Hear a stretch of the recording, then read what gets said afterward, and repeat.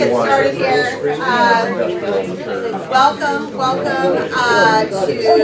our Keiretsu Forum Academy series. We are excited to have Carney Law back to be doing a second academy, a little bit more advanced academy on term sheets. Term sheets have been somewhat of a focus of ours this year, really encouraging investors to read the term sheets and understanding what the term sheets are and what this means for you and your investment. And also, on the entrepreneur side, understanding what it means to the investor when they're signing this term sheet. Your attorney usually drafts the term sheet and you present it to the investor, but what makes them unhappy about some of these terms that are in here and how it affects them. I do have a document in front of you. This is from Ron Weissman from the Band of Angels. He's also on the board of the ACA, also known as the Angel Capital Association. He wrote out this great document comparing basically safes, KISS notes, and equity. And what we like and dislike about them. It's pretty objective in its statements, I find, and I thought it would be very good information for you to have. There's a lot of talk that happens around safe notes and convertible notes and pros and cons. So I thought this would be a good takeaway from you. I really enjoy Ron and the work that he's done with the Band of Angels. Unfortunately, there's some humor in there. There is some humor. There is some humor. I mean, so the equity piece, if you look at it, it's when dinosaurs roam the earth. Things like that. You know, caution, may be hazardous to your returns on the front. So just some things to keep in mind here. He's a good guy, and known him now for a couple of years. So I unfortunately have to jet. I am speaking on a panel for Seattle Startup Week, so there's a lot going on this week. But you are in good hands with Claire, Amy, and Casey. So they'll make sure to take good care of you. And then also the representatives here from Carney. Thank you, Danny and Joe, adding color commentary in the corner over there. So Brian. And Ryan. Brian. Thank you for being here. So anyways, have a fantastic academy. I look forward to watching the video and learning more. So enjoy, everyone. Thank you. Hey everyone, we're excited to be here, and we're going to talk about term sheets, but we're really here to talk about anything that you guys want around that. We'll dive into the terms, but we can talk about anything else along the process. What these types of finances look like. We did this a few months ago. I think it was June or so. This is the advanced portion. So I thought I see a lot of new cases weren't here the last time. So I thought we'd review some of those maybe more basic terms. What a term sheet is and isn't, and how to go about it. And we talked a lot in that session kind of about convertible notes and safes. I thought we'd angle this one a little bit more towards once you get to the preferred stock financing, say after you've invested in a convertible note, and then what happens at the preferred stock financing stage once it converts, and or if you are investing again, how do you help negotiate the Series C or the Series A preferred stock term sheet as well? And we definitely like to structure these as kind of conversations. So if you guys have any thoughts as we go, or stories or anything, just don't hesitate to jump in and let us know. I think these are a lot more fun when you do it that way. So yeah, cool. We'll try to not rely on the slides so much and just have a free-flowing conversation. But kick it off this way. But so yeah, I mean, what a term sheet really is try to be as short as possible, distill down the essential terms of the type of financing that you're going through. Typically one page, non-binding, with the exception of like confidentiality, any diligence materials, things like that you would accumulate along the way. Obviously keep that confidential, and then exclusivity. You wouldn't want the company to go negotiate with you and then maybe turn around and then cut you guys out. Something like that. That happens a lot more maybe in the M&A context. But those are some of the things there. Often they're not even signed. It's just supposed to be a basic understanding among all the parties of, hey, what's in the term sheet. Maybe it gets marked up back and forth. Some companies, depending on how attractive they are, say, here's our terms and you will agree to them, and then other times they're negotiated. Yeah, that's usually based on how experienced the founding team is and what they can dictate. Who's got a little bit leverage one way or the other. I mean, as some of you might have noticed, the trend just generally is that we're moving more and more towards standardized forms of agreements across kind of all of the different types of iterations of investment you might make. So if the actual building blocks of what are making these transactions are more or less becoming more and more consistent, it becomes really important then to negotiate the key terms of the agreement before you get there, because the actual form of the agreement isn't going to be necessarily as controversial. So this is really kind of where the sausage is going to be made on a lot of deals, where you're coming up with at the very beginning and at the onset what the key core investment terms are going to be. So that's why the terms are becoming more and more of an important phase in your deal negotiations. And then on the company side, I mean, no one wants to spend money on us and things like that before everything's hammered out. So that's why the term sheet is super important. Get everything boiled down to begin with, because otherwise if you start drafting a 30 or page document or several 30-page documents, rack up legal fees unnecessarily. So that's the whole point here. Yeah, if you're talking about a convertible note or a safe, which everyone hates, and I think you guys have been it's been beaten into you to don't do a safe, but they're not that. But yeah, those should just be about one page. When you do a Series C preferred round, often those can just be one page as well. Daniel, so when you say that a safe isn't bad per se, and I understand a little bit about the origin of them, but you correct me if I'm wrong, but the fact that whoever invests in a safe doesn't have any real legal rights in terms of future equity. It's not a contractual promise. Why would you say it's not bad? No, it is a contractual promise to convert you to equity when they do the next round, just the same as a convertible note is, but it doesn't have a set maturity date, and it doesn't accrue interest. So that would be really where perhaps the weakness lies, that there's no set maturity date, plus you're not receiving any interest. Right. It's kind of like an IOU. Got it. But I mean, if the company has a promise and that's not going to be the final financing round, they're going to do another one. Would you say that a safe then might be more apropos for like a friends and family type situation? Honestly, I actually see them done a lot more in Silicon Valley. Right. They're more accustomed to them. Well, that's where they came from. Yeah, So. I mean, maybe it's a founder who has a bunch of experience with Google or Apple or Amazon or Microsoft, and they're just like, hey, let's get this done really quick. There's not a lot to negotiate, and the investors are reasonably certain that they're gonna put their money in real quick on a safe, and then get on to the next round, so they can get that initial capital to get the product to some minimally viable stage, and then go to more institutional VCs. Yeah, I mean, ultimately, if what your goal is to get equity in these companies, right? Right. A convertible note and the debt features of it just, you have to ask yourself at a certain point, like, well, if I'm just here to get equity anyway, it's like, then what's the point of me having all these debt terms? Like, I'm just trying to get equity when they actually issue it. So I think the genesis of the safe is really just looking at that reality and saying, all right, we're just going to make an instrument, because that's what we're all here for, is to get equity in these firms. Right. Yeah, but the challenge with keeping, like, the safe could just be never in, right? I mean, that's the risk you take when you do the safe. Right, it's not backstop like the maturity date.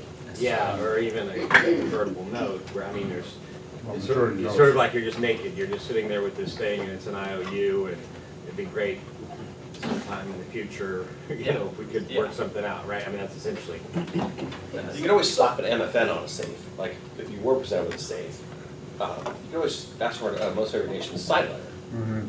So that if the company did a subsequent note round, then you would get the benefit of the fact that they converted their round to a note. Right. By the way, sorry, you had a question here. Yeah, I was under the impression convertible note, even with the maturity date, is still not a guarantee that you will get any of your principal back. So Right. doesn't it operate more or less like a safe? Well, it's true. Theoretically, you could, if you had a note with a maturity date and it came due, theoretically you could demand repayment of the note in Right. cash after the maturity date. Theoretically. Yeah, however, if you're investing in an early stage tech company where the primary assets are a couple laptops and some desk chairs, like, you know, who knows how much you're gonna be able to liquidate that company before and get paid back. And if it's a code base, it's frequently not very helpful to anyone who is not familiar with the code base, or maybe the code base doesn't well annotated. I mean, but in a lot of notes today, by the way, it will say that one individual note holder can seek their cash back. Instead, like holders of the majority of all the notes have to decide to demand cash back. So any one individual note holder is frequently not able to act alone. Okay. But it's a good question, it's definitely part of the risk profile that you have to look at. I mean, just because you have that debt functionality doesn't necessarily mean you're gonna be able to collect on it. Right. But just final comment, as far as that goes, though, however, when you're holding a convertible note, you do have a debt instrument. So you have preference at time of liquidation, for example. I have a situation like that right now where I'm going after the IP of the company because the company's tanking, but the IP is good. And because we're a debtor, we have priority in that. Yeah, you sit on the higher up on the liquidation stack. Yeah.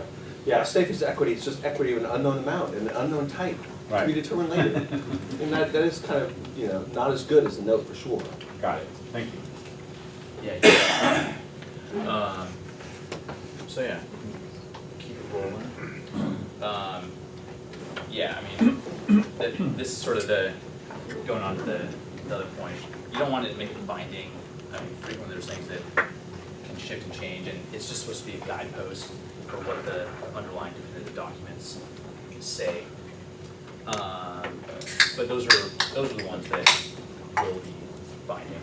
Yeah, a lot of time there is a desire, right, to get someone on something that you can point to, like, no, we agreed to this. But yeah, the reality is besides exclusivity and confidentiality provisions, I mean, it is pretty much market that you're not actually getting one bound by terms in a term sheet, just by the virtue of the fact that term sheets are so short by design. Like, it's more to make sure everyone's aligned before you go out and draft the definitive docs. But if you were to try to hold someone to, you know, a little one-sentence blurb about, you know, the type of equity you're taking, the type of money you're paying for, like, it'd be pretty tough to, you know, implement, to actually hold people accountable to. So, you know, that's often why you just have very certain provisions be binding in these agreements.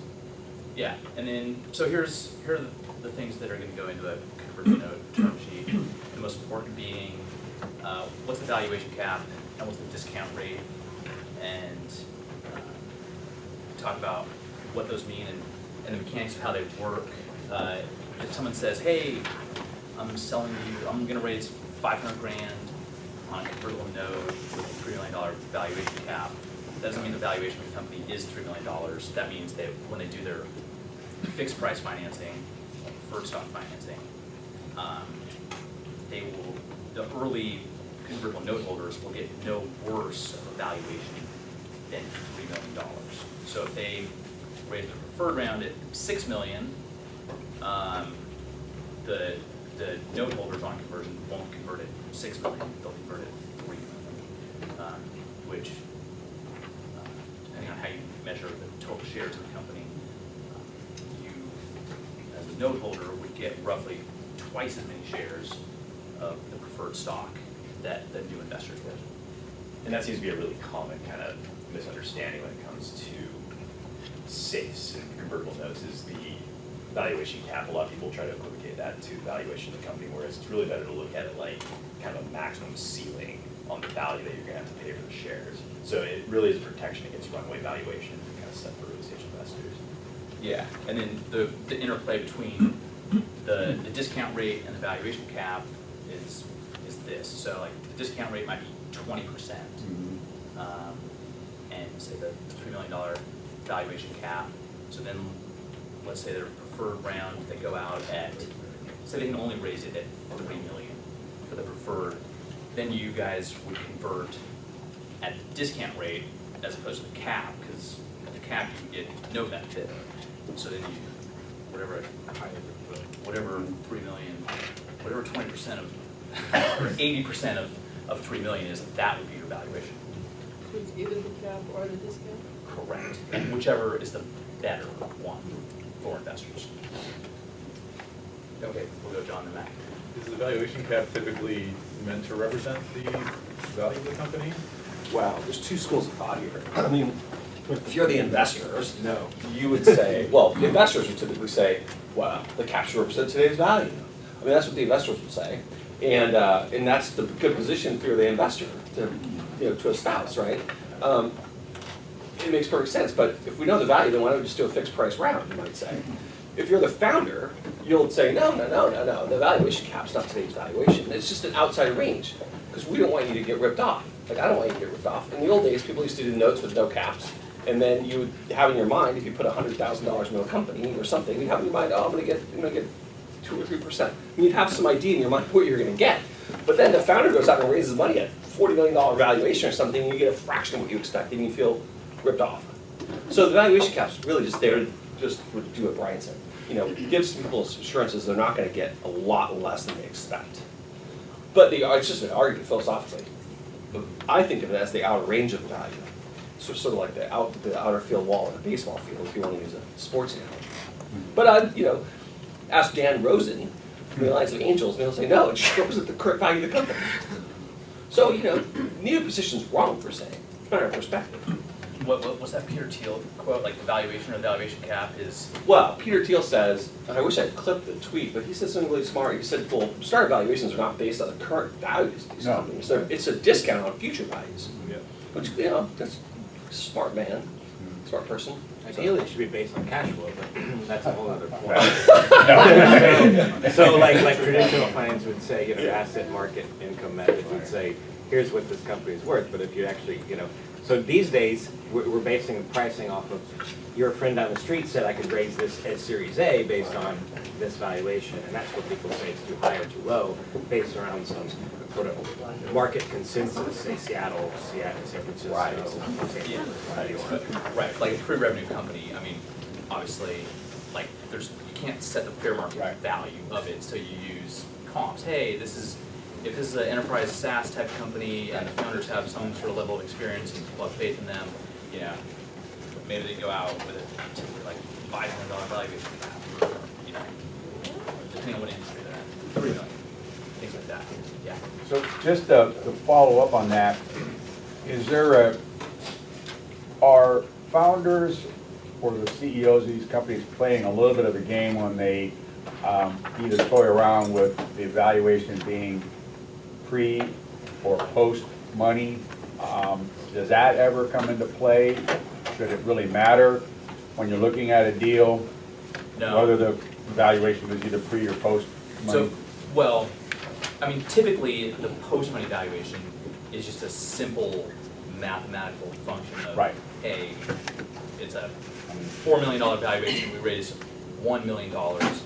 Immediately after closing, it's a $5 million post money valuation. That's typically how it goes. And then in terms of like what percent you get in the company, another thing to always keep in mind is what's the option pool. And say there's 10% reserved post money, and then investors come in, they're going to get 20% of the company based on that valuation. But then the option pool gets smaller and smaller. That dilution, so maybe an option pool would end up only like 7.5% on a post-closing basis. So you would want investors to negotiate and build in an increase in the pool. Typically like 15% is the range. So, because otherwise if you invested and there was no increase in the pool, and then immediately after closing, they're like, oh, now we need to hire a bunch of people and incentivize them, then you get diluted as well.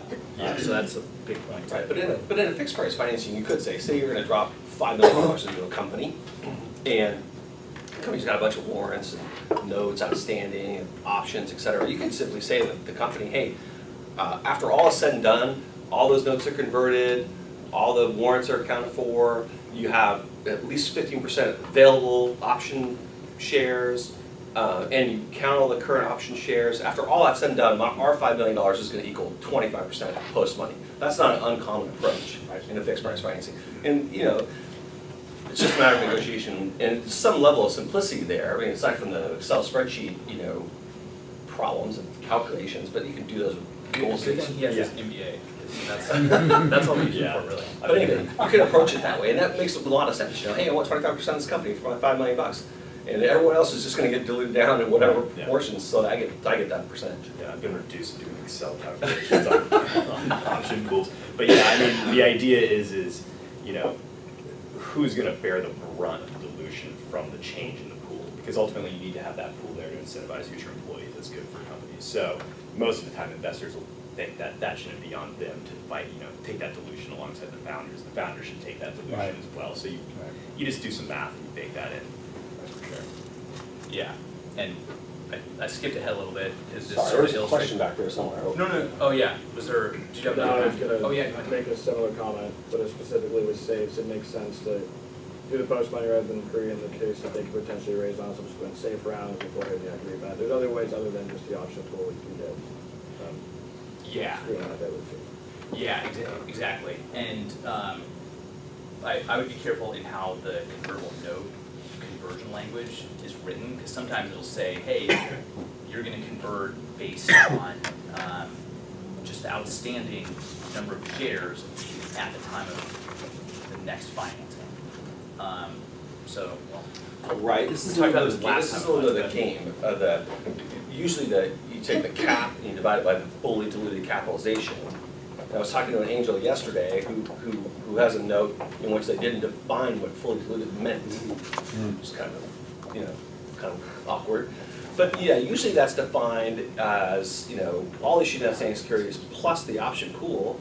And sometimes, most aggressively, including an increase in the share reserve incident to the first fixed price financing. That's the best possible formulation for the note investors. We, as company counsel, typically don't say including an increase in the option pool incident to the fixed price financing, but we do count the pool in place at the time the note was taken. But this is all under negotiation. You can see, and we have like spreadsheets we give the founders so they can see what the dilution is going to look like to them across subsequent rounds, and they can type in some assumptions about how much they're going to raise and at what terms and things like this, so they can understand the dilution. But sometimes the dilutive impact from a convertible instrument that takes into account in the denominator that increase in the pool reserve could be pretty dramatic on the founders. Yeah, and so to that point, I mean, speaking of my MBA, we built this calculator really quick, and we'll walk through some of the situations, but basically what this is doing is it's looking at an initial sort of state of when the company's formed, what the equity distribution is going to look like among, in this case, we have 2 founders and an option plan. So pretty typical formulation for like a company right out of the gates. You know, you got a 10% pool, and you've got the rest being held at a founder's blood night too. So I did. Oh, there's the clicker. Danny, we gotta go back. So anyways, once again, this is actually a interactive spreadsheet. If anyone's interested and you want to play around with this, we'll give you our emails at the end of this, and we can just send you the Excel spreadsheet. So don't feel like you gotta take pictures of it or write it down. We can give it to you.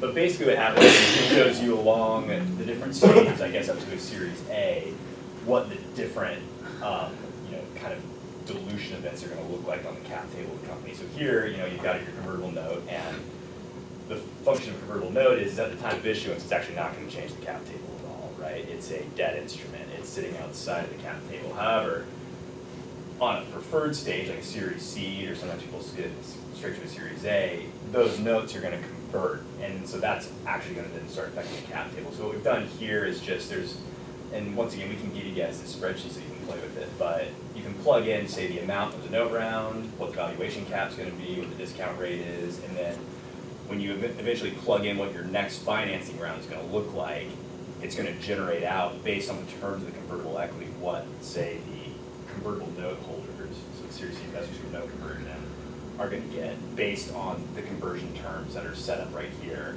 And then also what the new investors are gonna look like at different prices per share, so. Yeah, and this is this is an illustration of if you didn't account for any increase in the pool. As you can see the option pool size, like 200,000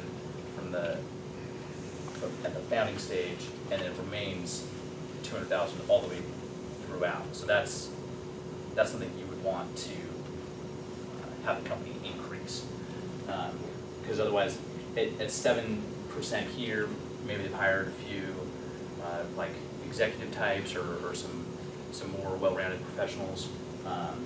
That would go fairly quick, and then if they had to increase it, they put another, say, 200,000 shares in the pool, you guys would incur that dilution as well.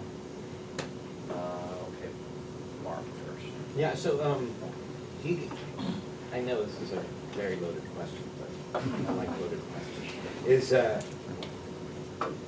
You have an idea of like best practices, so where do you want to end up at? So I always find this is the game with all these different rounds. So you get to Series E, you're looking, I mean, it's getting rough.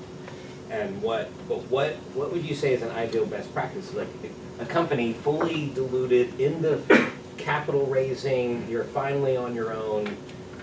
What would that look like? Option pool 15%? Like what?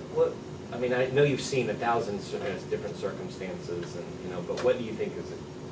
Yeah, typically at each subsequent stage, so from C to A to B, the investors would negotiate in some increase in the, and so it's always at 15%, or there's at least some amount available. Yeah, so as soon as you get a venture fund in a company, typically the grant sizes of option awards go down considerably in size.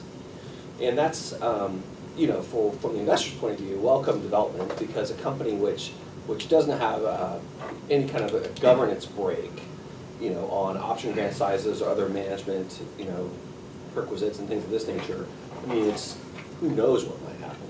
But the venture funds are pretty disciplined. I mean, they simply want to allow, if someone on the board, they simply want to allow a hire who gets a grant size, an equity grant size that's outside the range of what they think is market or normal. Interesting story though, Steve Ballmer, when he joined Microsoft, he was employee number 30, and somehow he gets 8%. Think about it. There's a really funny and well-written article you can find on Medium titled Be Like Steve, not Steve Jobs, Steve Ballmer. And it's all about how well Steve Ballmer did compared to Steve Jobs. Pretty funny article, but go ahead with your question.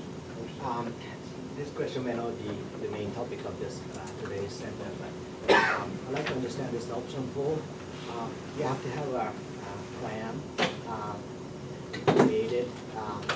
When it should be done, actually, when the company, let's say, founded 2 years before they're getting outside money, when the company is very low valuation, pretty much nothing, or when you create just before you start fundraising, at that point, its valuation is somewhat higher.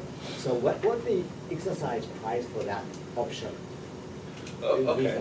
Well, a couple of different questions there, I think, embedded in that. One is, when we set up companies, like say Danny and Brian and I would start a company today, we would set up the company at that time with a pool in place. Okay. And the reason why we do that at the outset is because all the founders sign stock purchase paperwork, shareholder consents and everything. It's really easy to put a pool in place then. Mm-hmm. And when you're going to incorporate a company, fold it into that legal work, and then it's done.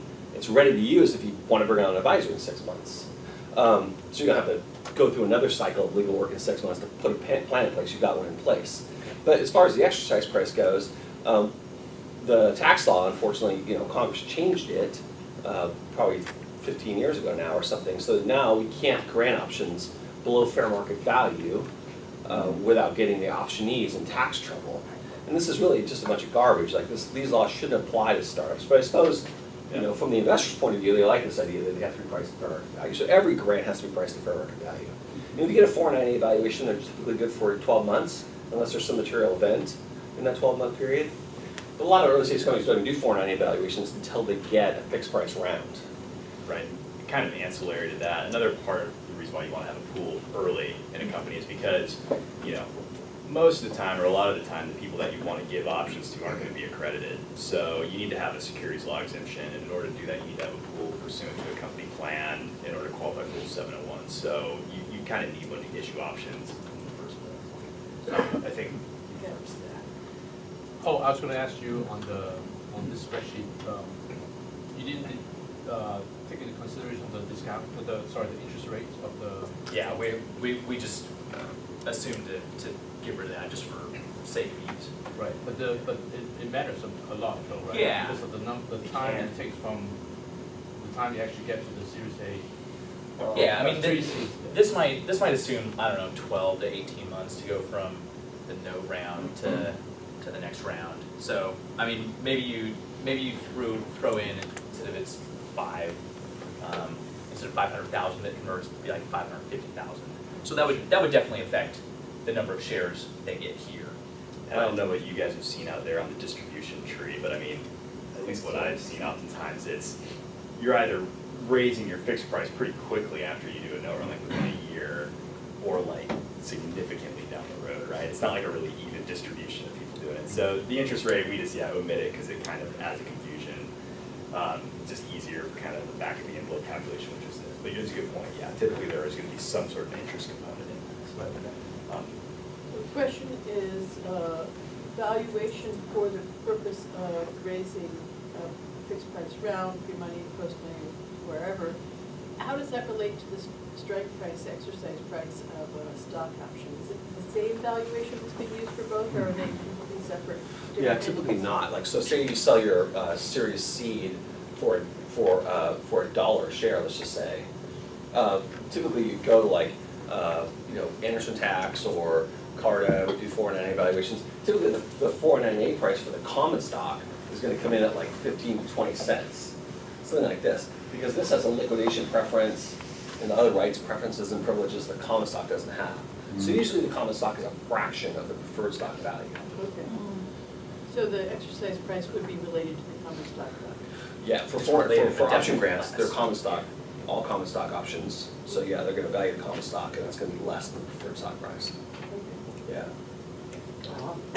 The warrants, where the warrants actually fit into this? Yeah. I mean, warrants could slot in right underneath here.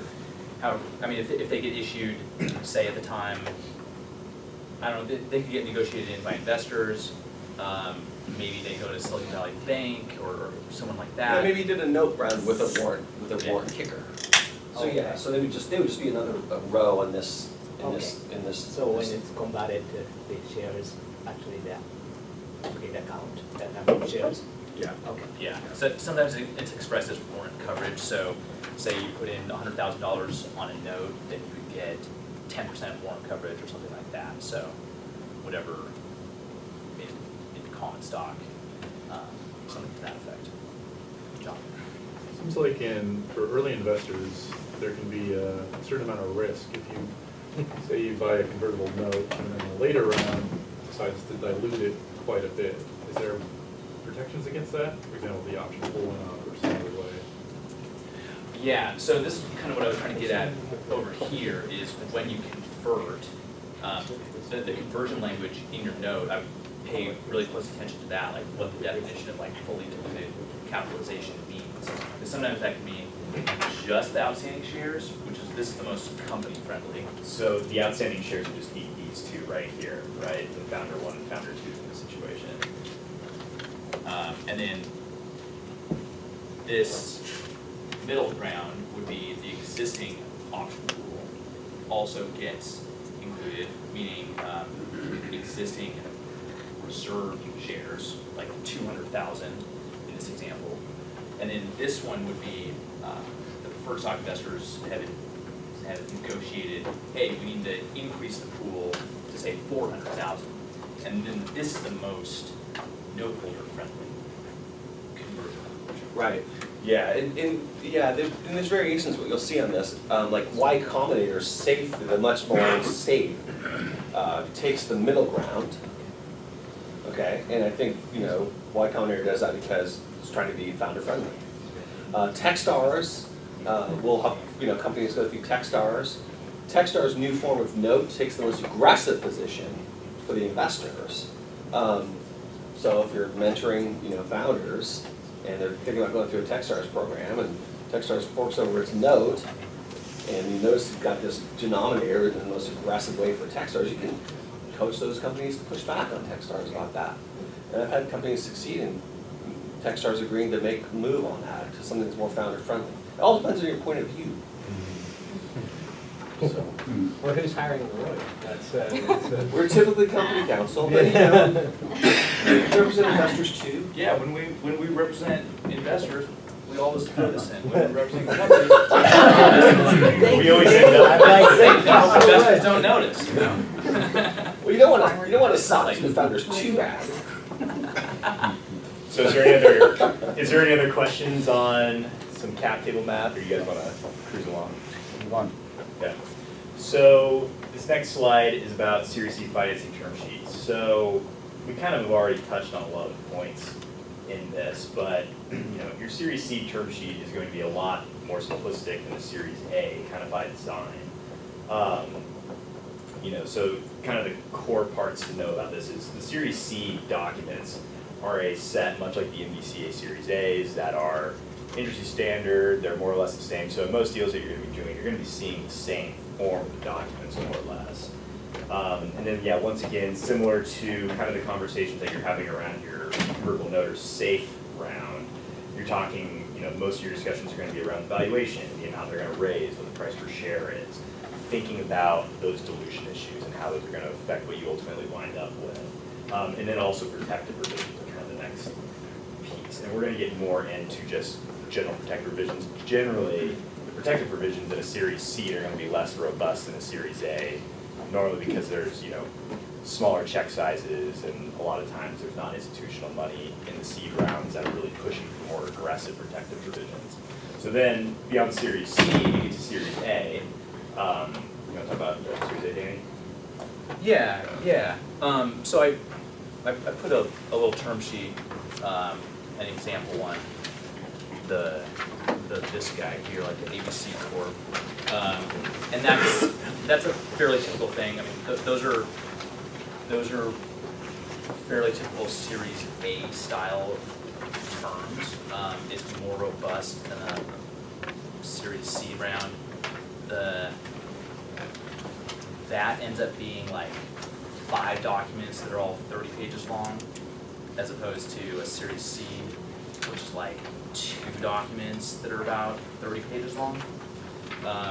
So it depends on what you're looking for and what the costs, say like the legal costs of doing the different flavor gets you. Yeah, I mean, the Series C was created because round sizes just kept getting smaller and smaller. The MDCA documents, they make a lot of sense for a round, a $5 million or $7 or $20 or $100 million round, because they're kind of stylized for that style. It's the size of a round. But if you're raising $1 million, the last thing you want to do is spend $30,000 or $40,000 on legal fees to bring in $1 million. Doesn't make any sense. So thankfully we have a creative legal community that's in these open source Series C documents work pretty well for the smaller size rounds. Even up to a few $1 million, they work pretty nicely. They don't get a lot of back and forth. I mean, when I started practicing law in the 90s, whenever you did a preferred stock financing, what documents you got would depend on what law firm was preparing the documents. So Perkins Coie had its style, and XYZ firm had its style, and then you'd end up negotiating these documents. It was crazy. So thankfully today we have a much more kind of streamlined process where we don't waste as much money on legal back and forth. So the documents calibrated to basically the size of the rounds. That's what we have. Yeah, that's the main thing. These are some of the main things that you guys will be negotiating. There's maybe a menu of, say, 20 different terms. Some are super standard and usually never negotiated. These are the ones to really key in on. obviously the valuation, it's all about the money and how that works. So that's the business side, certainly to negotiate. Liquidation preference means that you sit on top of the equity liquidation stack. If we go debt, then preferred stock gets whatever's left over, and then common stock at the bottom. The market standard term right now in good times, as we have, is a 1x liquidation preference. So if the round is $1 million that gets invested, the liquidation preference would be just that, $1 million, subject to any other anti-dilution events, things like that would change the conversion price. But you know, we've had some companies that couldn't. It took them months and months and months, or a year to go find investors, so they had to negotiate a 2x liquidation preference, something like that. So that's something to be aware of to account for the risk that investors are putting in. And the way that works is, well, and then you can have a 1x non-participating liquidation preference or participating. So on conversion, in non-participating, investors would get the greater of their money back, or they would elect to convert the preferred stock into common stock and share in the upside. So obviously in the home run scenario, you would convert if you hold, say, 10% at the time of liquidation, and the company's going to be sold for $100 million. You wouldn't want just and you invested $1 million. Obviously, you can take $10 million and convert to common stock rather than your liquidation preference of just getting your $1 million back. Yeah, there's a little confusion on this word participating, because obviously you're participating in the economic upside, but participation technically means you get your liquidation preference and you participate on an as converted to common stock basis. And that's uncommon today. I mean, today most rounds are 1x non-participating preferred rounds, which means you just get the greater of either your liquidation preference or what you get on an as converted common stock basis on a sale of the company. But you can certainly negotiate for participation in the right circumstances, or a capped participation. It does seem to me, at least in today's environment, pretty rich to get a full participation. So, I get my money back too, plus I get all my common stock that I would have gotten. I mean, that does seem pretty rich today. But we go through another recession, we'll probably see some, we'll see terms turn around. We'll see multiples of liquidation preferences with participation, maybe uncapped, who knows? But I think if you look at like the venture data, like if you go read the Fenwick or the Cooley studies right now, you'll see that participating preferred is something that happens in less than 5% of all deals or something like that. Right now it's a favorable time to be a founder, in this sense. Yeah. Especially if you're a founder of a company like WeWork and you get whatever you get, $200 million when you leave. Didn't he get 1.7 1.7, that's what he said today, Yeah. Not bad. Not bad. Plus he gets to keep on smoking weed on jets too. That's pretty sad. Yeah. Adam Newman, my brother. My brother's name actually is Adam Newman, and people come up to him all the time. Make those jokes, so it's funny. A few of the other ones, I'll skip around on dilution and adjustment for a second, but the protective provisions are some of the control rights that investors get. I mean, typically investors are going to be a minority shareholder, but so they can't control the board. They can put their, say, 3 board members out of 5. If you all look at this term sheet, so you'll often see the protective provisions kind of lumped all together in one big It's on giant page paragraph. So page 2, kind of right in the middle, the big paragraph is protective provisions. So you'll see kind of these are probably, I'd say, the more customary ones, though. There's these which are pretty customary. However, we've seen agreements where someone basically puts in, you have to have the approval of, say, a Series A director or the Series A investor before doing just about anything in your life. So I mean, like you can, the approval rights can get kind of out of hand, but this is the typical kind of protect provisions that you'll often see. Yeah, and so that goes, I mean, typically shareholders don't have a say in anything except really big events, like a liquidation of the company, or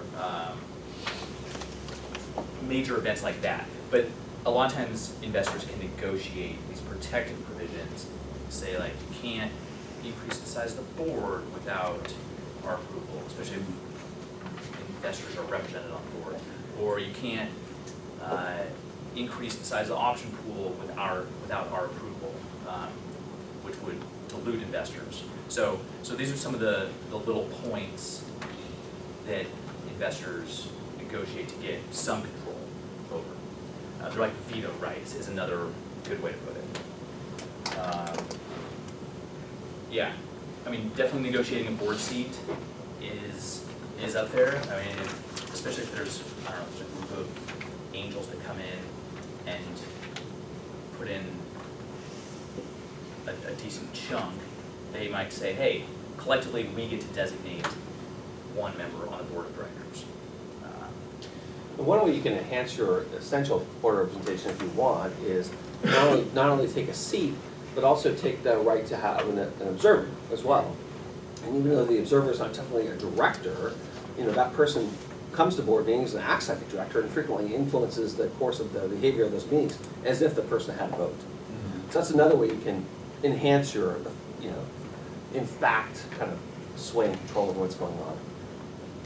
Another thing you'll get is warrants, which is just oftentimes kind of a spiff on top of the investment that you're already doing. Most of the time, it's kind of almost like a participation right, where it's like this idea that you're able to maintain some amount of the holdings that you got. Like Danny said, usually you'll see it like 10% warrant coverage. If someone is negotiating, you get warrants equivalent to 10% of what you put in. Which could be preferred stock or common stock might be more common. Participation rights, that's your kind of pro rata participation right, meaning that you've agreed that in your next round, you're going to be able to buy up to your essential pro rata percentage in the next round. So it just gives you kind of a spot at the next table and a right to play. Which in the rocket ship sense, maybe you got in early and just say Uber or something like that, for instance. You got in their first preferred stock financing or their convertible note round, but they wouldn't necessarily have to go back to you and ask you to invest again, but you may want to. And this would obligate the company to come to you first and say, hey, you have the opportunity, you own 1% or 2%, you can invest again. And you know, like all of these things, there's always a range of things you can negotiate for, right? Like you could have an evergreen participation, right? It says like, hey, for so long as this agreement remains outstanding, I can just always invest up to my 2%. Everyone's gonna say it's only gonna be good for the next financing. And you know, one thing that like was use it or lose it. If you decline to participate in the next round, you won't be able to invest 2 rounds from now. You can have a super participation right, so the right to invest, you know, twice your pro rata percentage.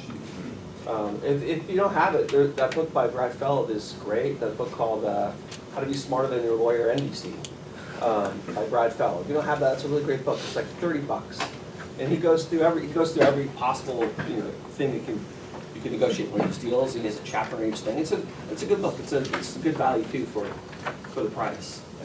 you see a question over there. Yeah, who'd you say, Brad? Brad Feld. The book is called Venture Deal. Yeah, venture deals. Yeah, how to be smarter than your VC and your lawyer.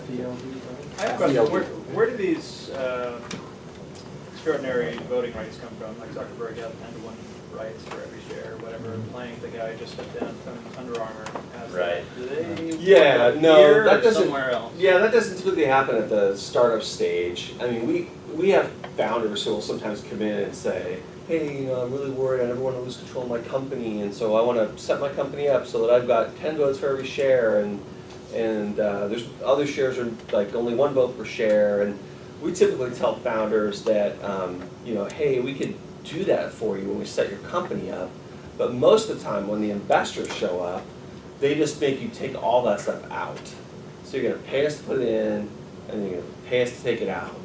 And, you know, if you're a first-time founder, you're probably not gonna get away with it. If you, you know, have had a couple, you know, companies where you had great exits and everyone's just clamoring to get in your next deal, well, maybe you can do that and the investors will take it. But in my experience, investors, especially in Seattle, do not like those structures and force founders to take Would them you out. find that buried in a term sheet like this? That somehow voting rights are? Usually voting rights are in a term sheet and it just says the preferred votes of the common, everyone has one vote, with the exception of the fact that some actions require separate vote and approval of the preferred stock separately, like the next I financing. guess my question is, how would you know if somebody had a deal like that? Yeah, ultimately, Diligence. yeah, that's what you're gonna find when you do your due diligence, and something like that's gonna live in the charter of the company. So, I mean, that's something you don't have to wait for them to give you in Washington. If they're a Washington company, you just pull it right off the website. I think in Delaware, you gotta pay like $30 for the charter, but they should give that to you as part of your diligence package when you're evaluating these companies. Yeah, but term sheets will frequently say preferred votes of the common, everyone's got one vote, except how the circumstances where preferred vote separately for certain things. Yeah, so, Danny, I don't know if we had been over this before, but can you prevent, I know this always is a lot about, well, what happens at this next round, what happens then, but can you prevent, and I've been part of, I'm to prevent the raising of rounds, because I think in a founder happy world, there is always like, you're never that far from raising more money, even if it's good or bad. And so, and I've been shocked that sometimes that no one really seeks investor approval for that, but I'm curious if you can sort of put that in the document. Yeah. And what's that term and what would you call Yeah, that? So sometimes that's put in the protective provision. Yeah, that's And, a protective. often, I mean, it usually always will say, the company can't alter the rights of the Yeah, Series C preferred stock without the shareholder consent. It's But then there's written. another one that would say you can't amend the charter at all to designate a new class of preferred stock without the prior investor's consent. So that would be the one to key in on. Yeah, I think the most common variation there is it says, the company can't issue a senior class of securities Yes. without the consent of the prior, of the existing preferred. Well, but that's talking about classes of shares. I'm Right. talking about, you went out and raised your round, blew through all that, and then you decided it was a really great idea to go do the same thing again, even though you had nothing to show for it a year later or 2 years later. And then you decide, but they're same class of shares, and I've recently kind of come across this, and I'm like, why aren't you telling, I thought you already completed your round. Well, they didn't, and they sort of said, oh, we completed a round, and then they went back, and then even under the terms of the prior note, they still had a little bit of room. So what you would key in on there is It in was the a note, charter document. it was a note round. I'm trying to think, yeah, it was a note, they've done a seed and a note, it's stupid. Yeah. But, it's, it just, you start getting into, gosh, like, you know, when I went to a meeting, a board meeting, I said, you've gotta ask us, you know, you can't just keep doing this, you know, this is not, you know, this is not for you anymore, this is for us too, and so, so we, you know, there's better communication now, and I think they just didn't know so much, but it's got me pause to think, like, how do we, what's the best way to put that in there, and is it, I guess, through the charter, and just say you can't continue to, because you're saying, if we don't put it in there, then they could just keep raising money off of the same class. If it's a note rounds are typically, like, companies continue to raise note rounds. That's the problem with note Yeah. rounds. So you want to have like a covenant in your note document or a side letter or something like that. And so side letter would cover that. Cover off on the side letter. Right, if they're saying, hey, we're gonna raise up to $1 million in our convertible note round, but then they go on and raise 5 million, and you're like, oh man, I'm sort of planning on getting this certain percentage, Yeah. whenever it converts, you can say, hey, well, you can raise up to, I don't know, 1 million or 2 million, but if you go over that, then you have to get our consent, like collectively, the note holders. So outside, you'd have to do that outside of Series A, because they all come with their own sort of. So then we can talk about the Series A, and then what you should key on there is, I mean, it says they're gonna raise $1 million, it's $1 per share, so they, under the charter, we list out the authorized number of shares for each class of stock, and you can cap it at just, there's only 1 million authorized shares of the Series C preferred stock. They couldn't sell 1,000,001 shares legally because there aren't enough authorized to issue. Right, and under the state law, to increase the number of preferred shares authorized, you've got to go get the separate approval of holders of at least a simple majority of the preferred shares. So, yeah, you typically when you authorize preferred shares, you authorize just the amount that you want them to sell. Then they've got to come back to you if they want to raise that amount, and you have effectively a veto right. I see. Were we supposed to go 1 hour today? Hour and a half. Okay, gotcha, okay, very good. But if in the charter, it says, hey, there's 5 million shares of Series C preferred stock authorized, they could sell up to 5 million of that, even though they said, hey, we think we're only gonna raise up to 1 million, but then it's in their discretion to sell That's the more. thing, yeah, so you. So you wanna like tighten the lid, we call that headroom. Call it what? Headroom in the number of authorized shares. Yeah.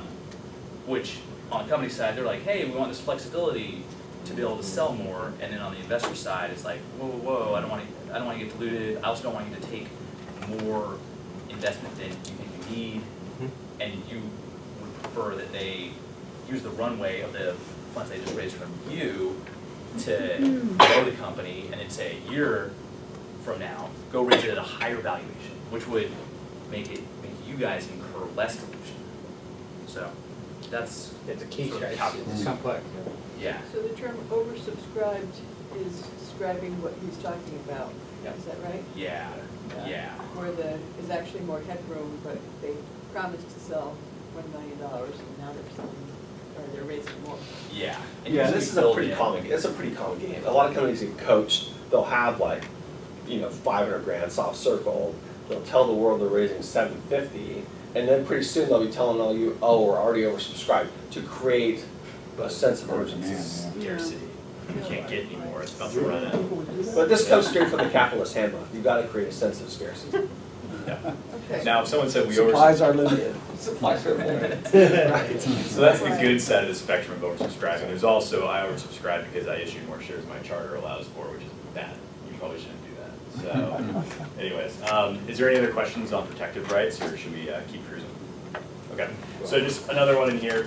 Joe mentioned how much longer these agreements were. Dan mentioned it. I see one of the major culprits for the Series A being so much longer than C is the registration rights. I mean, registration rights are a monster. It's like a novel in itself. But basically, it's all the rules that go around kind of how public offerings work and what you as an investor can do to compel certain types of public offerings. So a registration right a lot of times will be formulated to say that after some amount of time, like you can force a company to, register and do an IPO, but yeah. I've never seen that. I don't think Joe's ever seen one of those get triggered in his illustrious career. Yeah, you'd have to, if a company, if you think about it, if you're an investor and you can force a company to register a class of securities, but the company's not ready to do it, you're kind of forcing the company in front of a bus. So it's something that's rarely, forced on a company. But you could negotiate for those rights.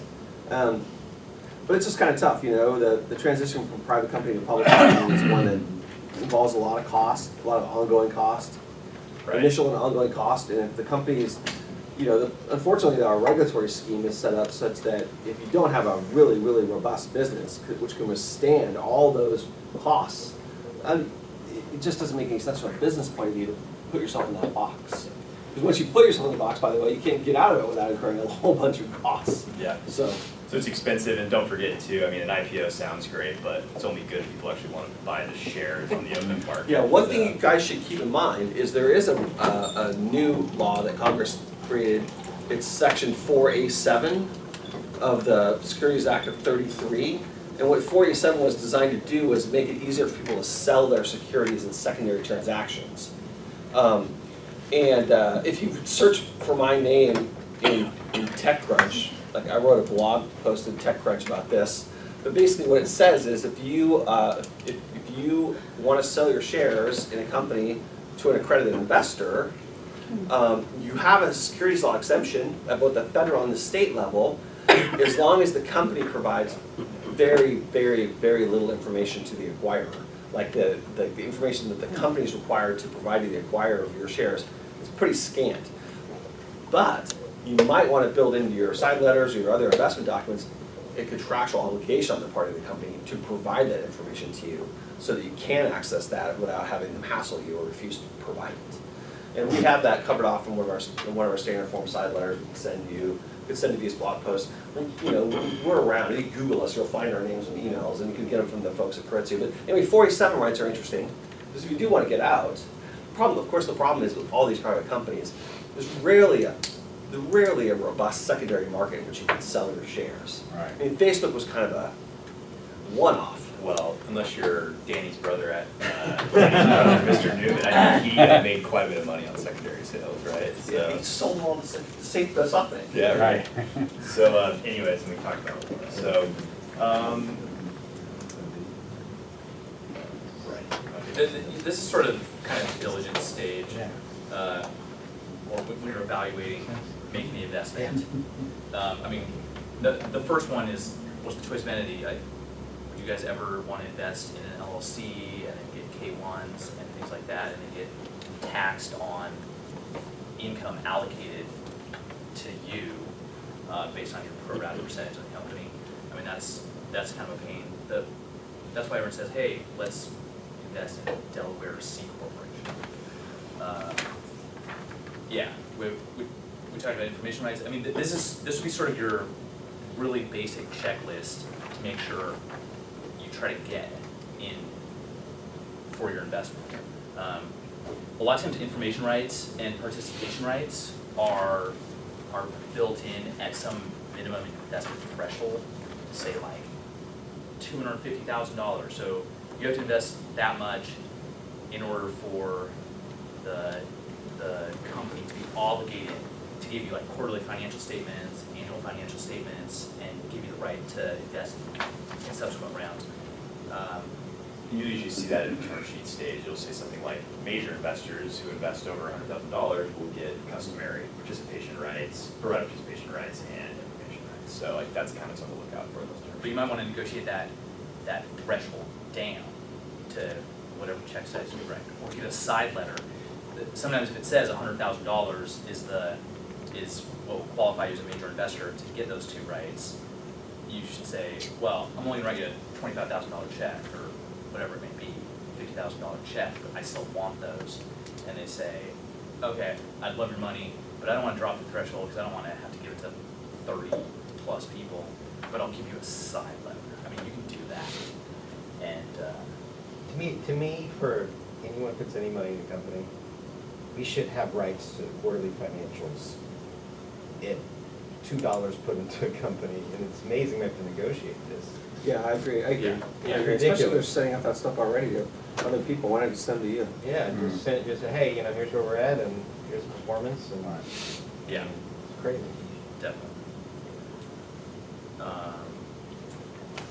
So we talked about MFNs. Basically, that's just this idea that if you jump in and you have an MFN clause, if there's ever a kind of subsequent round that's very similar to yours, so you see it most of the time, like the case of convertible notes, if they go and give notes on better terms than what you were sold, that you automatically convert into those better terms when you have an MFN clause. So that's what that does. Yeah, say you got a $4 million valuation cap note, and then they turned around and sold another one at a $3 million valuation cap.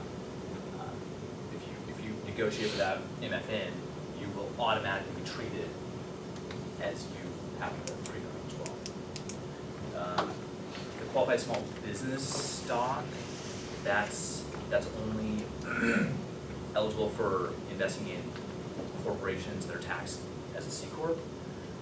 That's a huge tax benefit, and what it means is that it's up to a $10 million exclusion of the gain on your investment whenever the company is sold.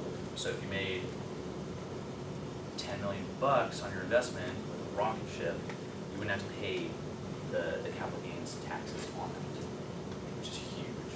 So that's another. If you hold the stock for 5 years. Yeah. That's, And there is a rollover provision. So say you did hold the stock for 3 years, and then the company was sold, and you had a whole bunch of gain. Internal Revenue Code Section 1045 allows you to roll that gain over into other qualified small business stock. But the hang up with it is that you only have 60 days to do it. And, you know, finding a good angel investment on short notice, you know, is not, I mean, we've been trying, the Angel Capital Association has been trying for a number of years to get that 60 days extended. I mean, that'd be a nice thing for Congress to do, to give us a longer period of time to find a replacement investment. But it is possible, and roll it over, so. Just like a 1031 exchange of Yep. real estate. Are there any similar deal for companies in Canada? I know this is all the US company, but any company that British Columbia? With respect to the qualified small business stock, like an analogous provision? Right. I'm not sure. I don't know, it's relatively new, but Canada does seem to follow the US's lead a lot, securities law stuff, so there might be one coming down the pipe or one available, yeah, I don't know. Do you invest a decent amount up in BC or Canada? Yeah. Got it. So oftentimes what you'll see in agreements relating to this is there'll be some sort of rep and warranty that it's like, hey, the company is QSBS eligible, and like they covenant not to do anything that's gonna blow your ability to qualify for that exemption. So Yeah, it's and you really want that, because you can lose your qualified small business stock status if there's redemptions. So we represent some people who got, who owned a bunch of Slack shares, that they got at like a penny, okay? Really nice, right, can you imagine? And they were gonna, they're gonna have a huge amount of gain, and they really wanted to qualify small business stock benefit, but Slack had done a bunch of redemptions. And so Section 1202's got these weird, it's kind of bizarre, I'm not sure why you lose your status, and what the theoretical justification is to deny status for your shares as QSBS if the company is in redemptions, but it's in there. So that's one thing, you know, if you're negotiating, you can prohibit a company from doing that kind of thing. Yeah. And remember, it's qualified small business stock, and there's gonna be probably a certain point in a company's life cycle if it really gets to that mature stage that maybe the QSBS benefit's not gonna really be something that everyone wants to hold on to, because the other side might be more beneficial just to not have to worry about the restrictions. Well, it only works until you get $50 million in gross assets, so, before and after the financing. So once a company's above 50 million, it's no longer available. And certain businesses don't qualify, like farming businesses, restaurants, services businesses.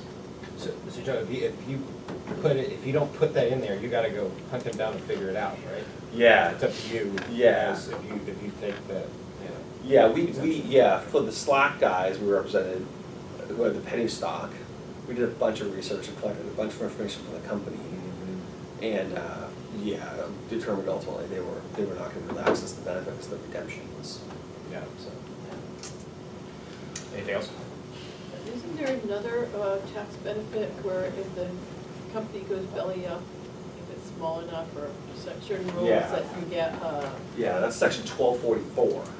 And what section 1244 says is if you're part of the first $1 million in, and it's a C corporation, then you can get an ordinary loss rather than a capital loss, which is nice because capital losses are now only deductible against capital gains. I don't even think they have the $3,000 annual allowance anymore. I think they took that away.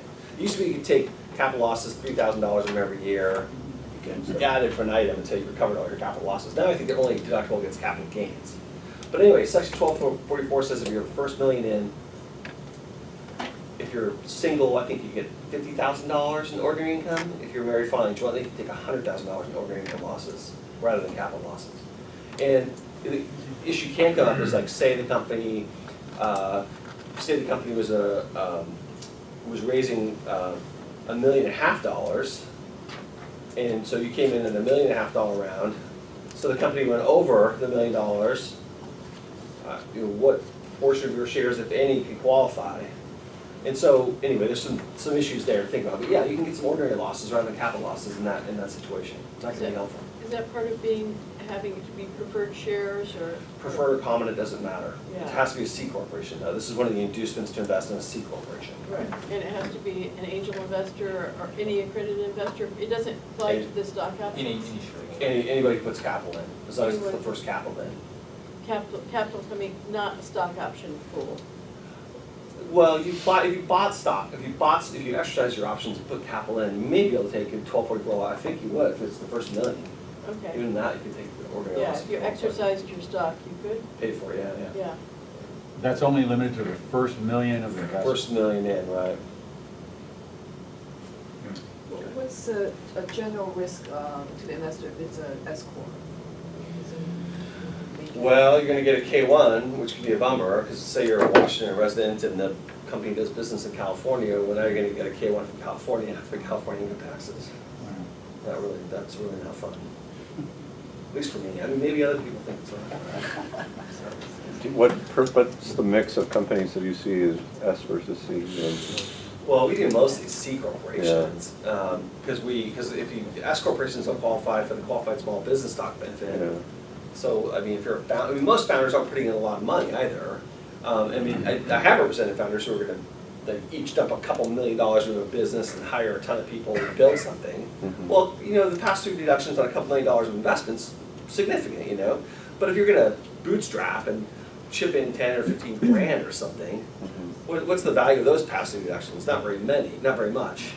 Especially compared against this idea that you might save, you know, $2.3 million when you sell the company. Yeah. I had a really sad story. Guy called me and he'd started his company as an LLC, and then like 6 or 9 months in, he met some venture guys and they said, we'll convert to a corporation and we'll invest.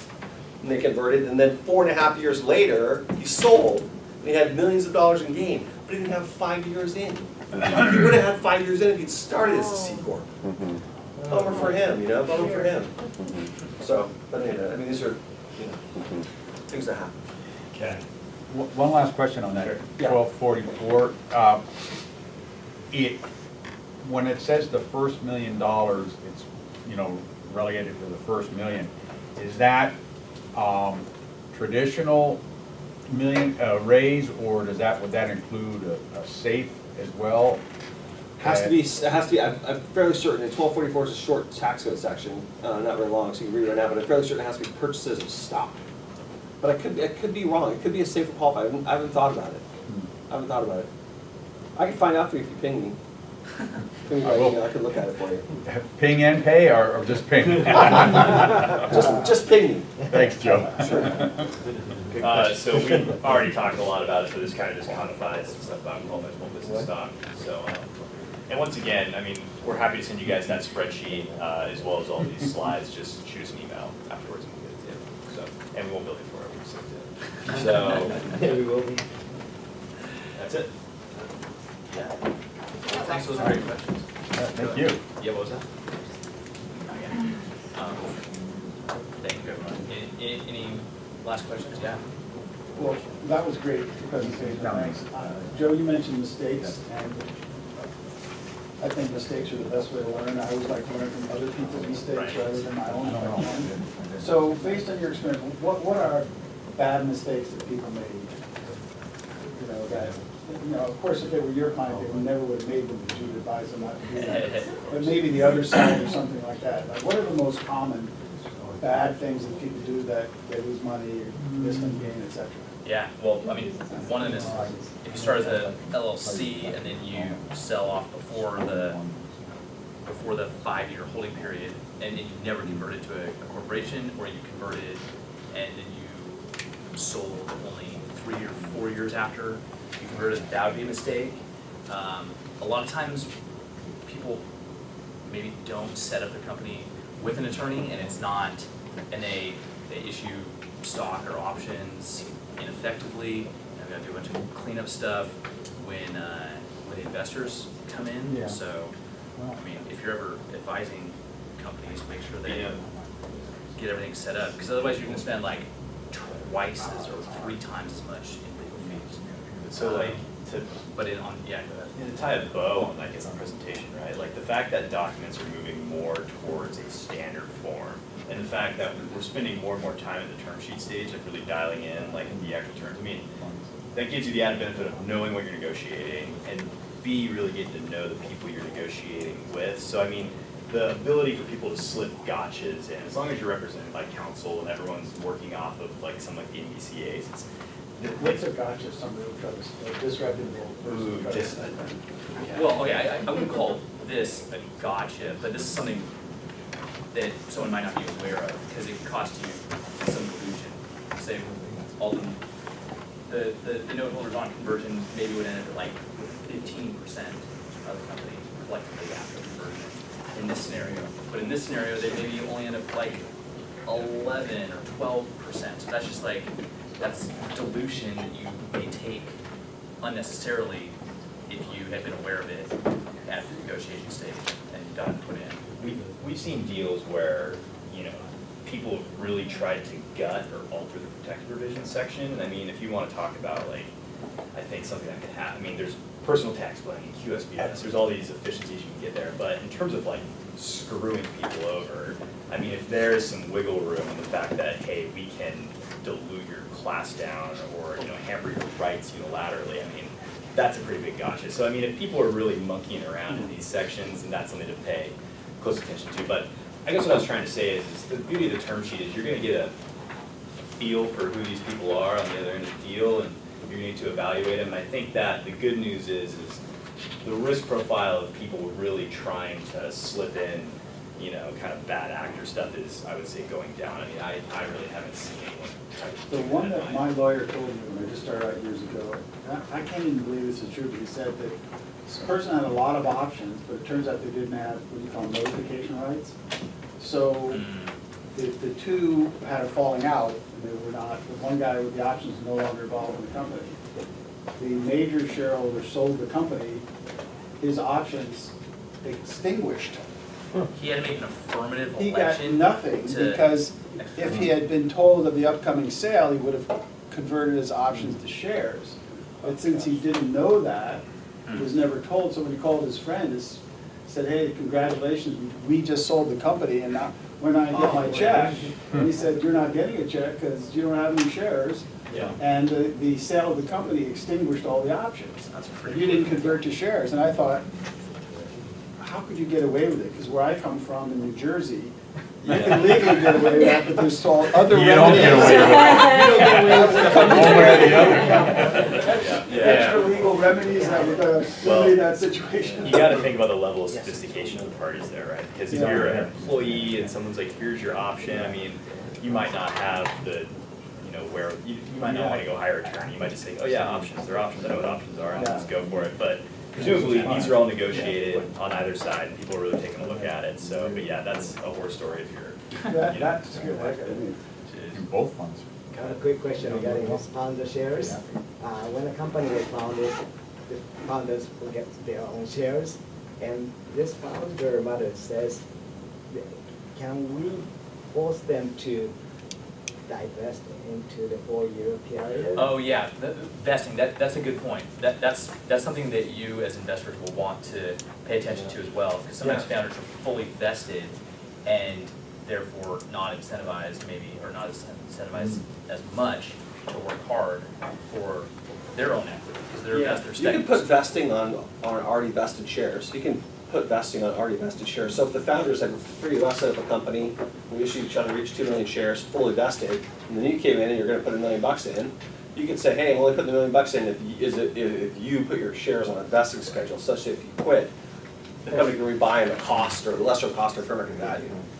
I see. So you can actually reissue all those shares? Well, they wouldn't be reissued.